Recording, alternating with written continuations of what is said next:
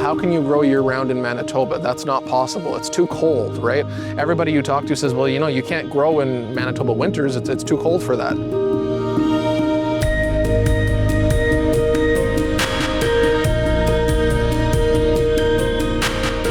We didn't want to just, put together a base level greenhouse, but we wanted to find the cutting edge technology, who's doing this the best in the field, and let's bring that to use here in our province. Obviously, it's a massive proof of concept. It's over a 10-acre growing space, so it's a huge facility. We just give nature the best conditions, the best opportunity to do what it does.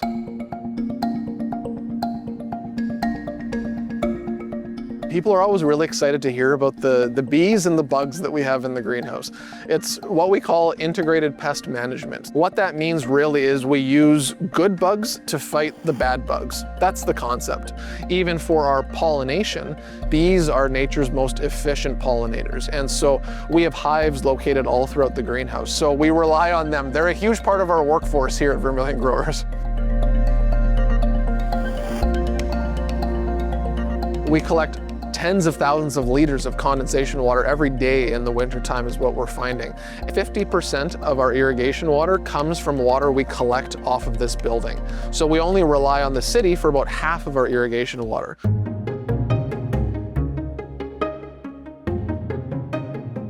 When we started the conversation with the Chamber of Commerce, one of the things that we've wanted to do is to do an actual assessment of the carbon intensity and our emissions and our energy use. So one of the things that the Manitoba Green Advantage program helped us with doing is to actually engage a consultant, an engineering firm, to work on that type of study, which is quite intense. There's a lot of analysis that has to be done. So with our boiler system, even though we are burning natural gas, which is a fossil fuel, typically carbon dioxide would be a byproduct that's released into the atmosphere just through your chimney stack.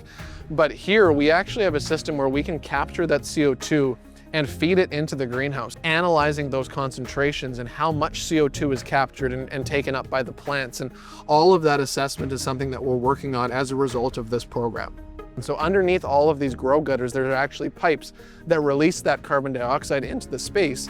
And if you think back to grade school science class, photosynthesis, it requires carbon dioxide. So for the plants to grow, we need that input.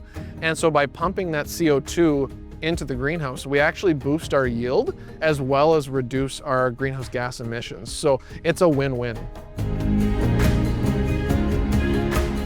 By being a part of this program, it's actually enabling us to really create an inventory of our energy use. Where are we having our carbon intensive operations? It's small improvements that can help us push towards the goal of being more and more sustainable.